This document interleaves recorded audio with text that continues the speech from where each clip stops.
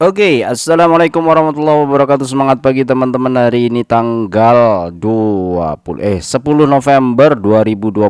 IHSG hari ini turun, tapi sebenarnya dia ada open gap ya. Jadi mulainya itu agak tinggi. Hanya turun 0,04%, 3,35 poin di 8.391.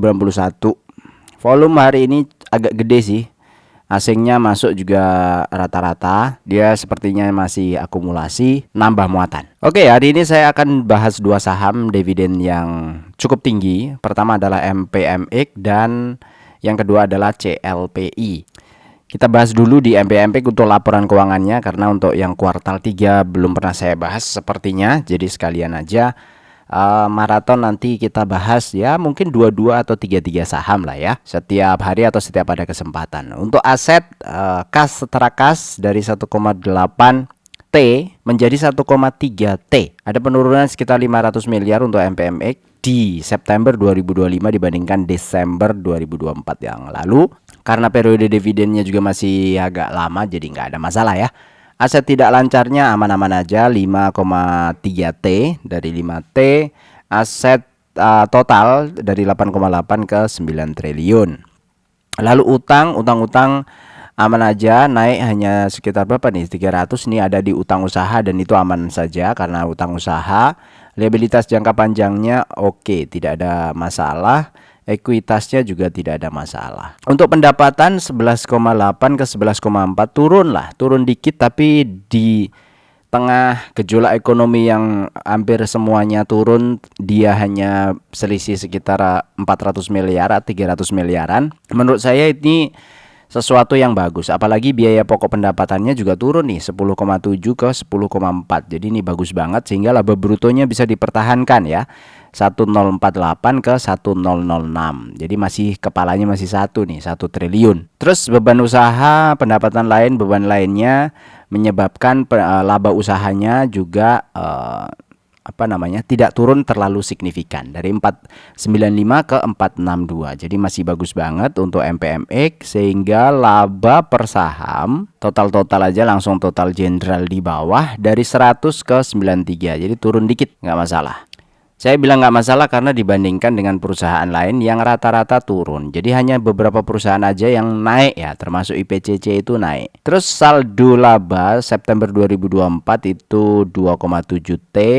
Kemudian September 2025 itu 2,7 T. Jadi sama-sama 2,7 itu aman saja. Arus kas dari 11,8 ke 11,3 T. Ini aman banget untuk MPMX. Kita lanjut ke CLPI. CLPI ini adalah Color Park Indonesia.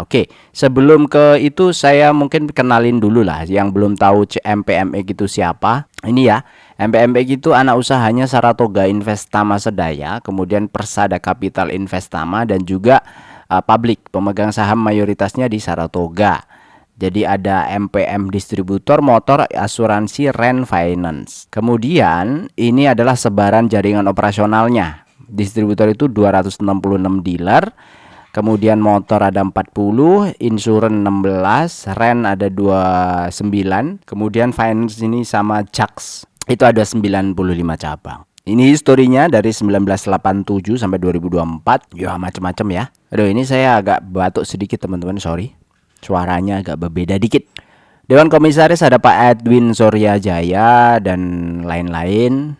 Dewan Direksinya ada Pak Suwito Mawarwati. Pencapaiannya ada Top Corporate Awards, Top Executive Award, Fortune 100 Indonesia Biggest Company.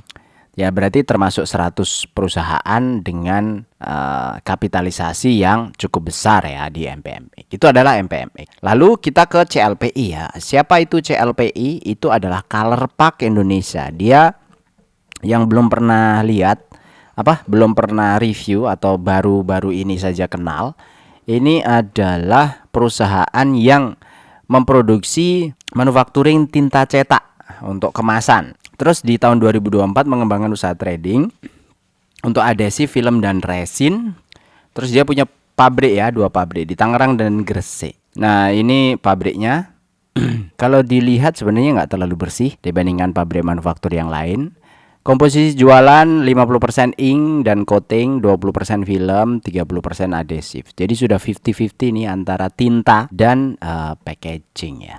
Struktur organisasinya ada BOC, BUD, internal audit, business development. Ini sederhana ya dia menggambarkannya struktur organisasi. Revenue-nya mulai dari 2020 sampai 2024 ini sebenarnya naik.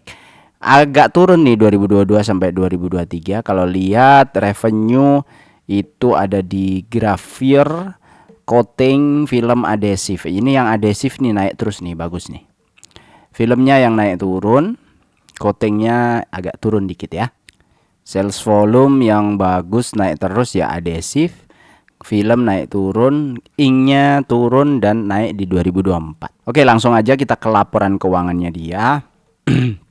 Aset lancar untuk kas setara kas ini ada 219 miliar. Ini kecil ya, termasuk kecil dibandingkan MPMP tadi yang sampai 1 triliunan atau sampai berapa tadi itu kasnya. Lumayan lah, ini kecil, tapi dividennya bagus ya.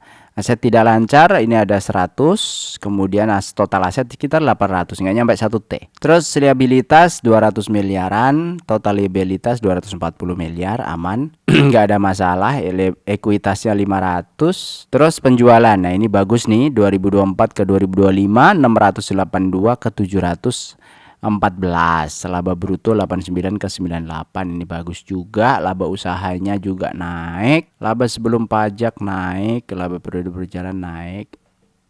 Sehingga laba per saham dari 128 ke 159 naik ya, aman. Terus saldo September 2024 yang belum diatribusikan ini 400 miliar 480. September 2025 503. Jadi bagus ya, naik. Penerimaan kas juga naik. Ini aman. CLPI aman bang. Terus bagaimana kondisinya di screener? Nah kita lihat untuk MPME kemarin harganya 970 plus 0,5%. Kok kemarin? Ini hari ini ya, hari apa ini? Senin kah? CLPI 1430 turun 0,7%. Harga wajarnya berapa untuk MPMX 1200, CLPI 1700. Jadi masih banyak atau masih punya MOS 30%-an ya, 29 sampai 25%. Dari mana Bang harga wajar? Harga ini dibagi dibeli harga yang ketika kita beli dividen yieldnya itu potensinya di 9%. Berarti sekarang harganya masih murah. Artinya harganya itu masih mendapatkan atau masih memungkinkan kita untuk mendapatkan dividen yield di atas 9%. Transaksi hariannya 3 miliar untuk MPMX, CLPI hanya sekitar 310 juta. Jadi kalau Anda mau masuk miliar-miliar di CLPI ya hati-hati aja. Kemudian dia bagi dividen sekali setahun ya, bulan Juni Juli. Nah, ini potensi dividennya.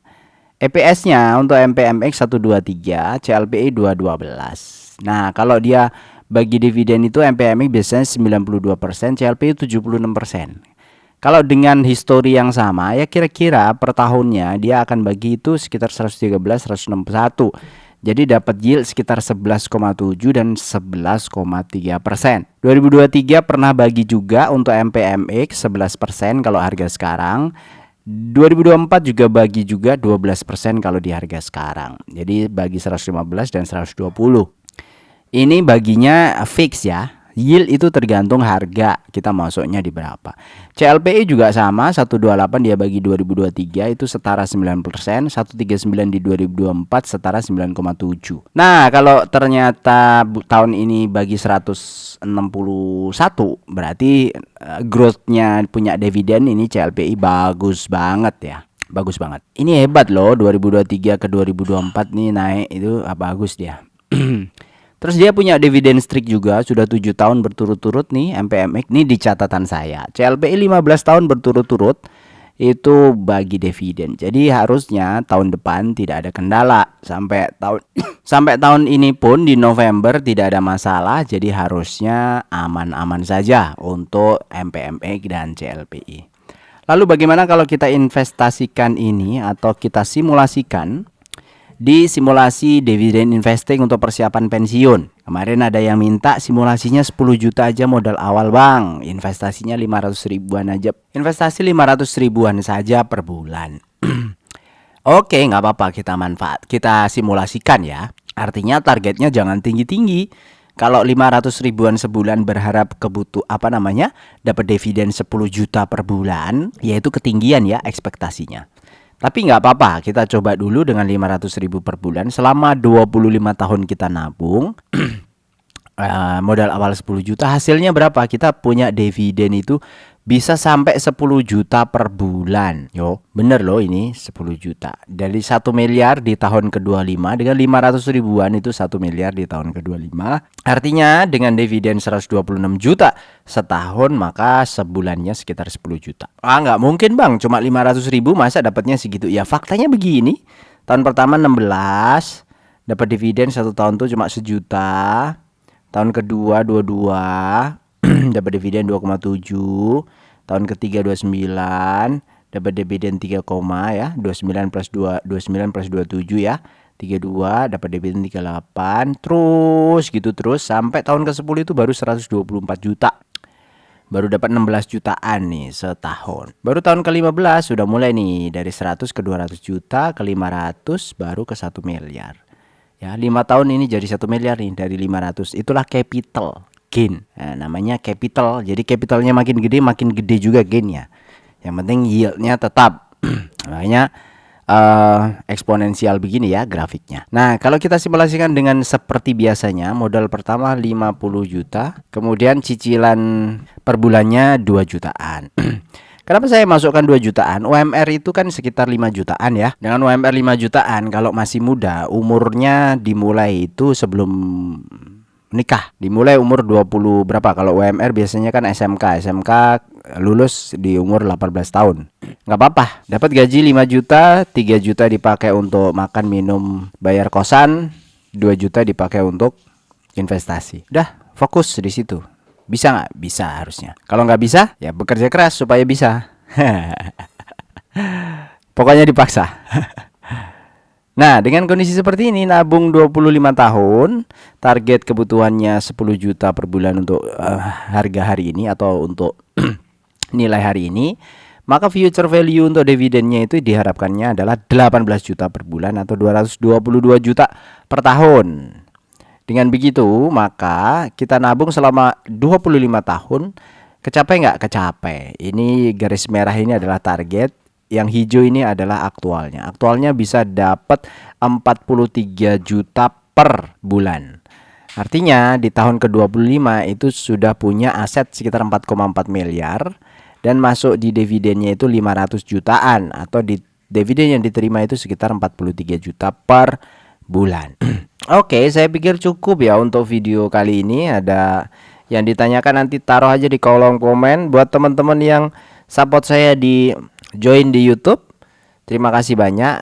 Nggak usah join yang 50 ribuan sebulan, tapi join aja di 10 ribuan sebulan ya, cukup. Di situ kita bahas secara terbuka bagaimana kita harus berinvestasi dan ada beberapa video-video yang lebih sifatnya lebih private. Saya share di situ karena supaya kita dulu aja lah. Kenapa butuh seperti itu? Supaya tersaring ya. Buat yang mengklik bukan publik. Jadi kadang-kadang ada video-video yang publik yang melihat tanpa subscribe. Banyak, ada 80% orang yang tanpa subscribe melihat atau menonton video saya. Jadi supaya tidak terlalu publik, maka kita buatkan kanal yang khusus ya. Dan nggak usah yang 50 ribu, 10 ribu aja, nggak apa-apa.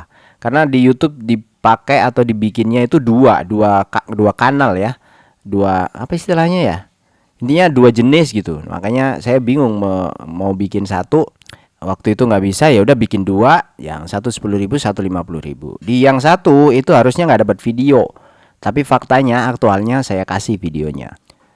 Jadi kalau dilihat di YouTube-nya itu detailnya, yang 10 ribu per bulan itu nggak dapat sharing videonya ya. Video-video saya yang saya share itu nggak dapat tuh. Tapi aktualnya saya kasih karena pada waktu saya mau upload itu saya tinggal setting ya. Bisa disetting lah istilahnya. Video itu mau di-share ke yang 10 ribuan atau ke yang 50 ribuan. Buat yang sudah ngeklik 50 ribu per bulan, nggak apa-apa, dibatalin aja, ganti ke yang 10 ribu nggak apa-apa. Karena semuanya saya kasih, semuanya saya share, tidak ada perbedaan di situ. Ada tujuannya hanya untuk mengkanalisasi video saja supaya lebih private. Makasih. Assalamualaikum warahmatullahi wabarakatuh.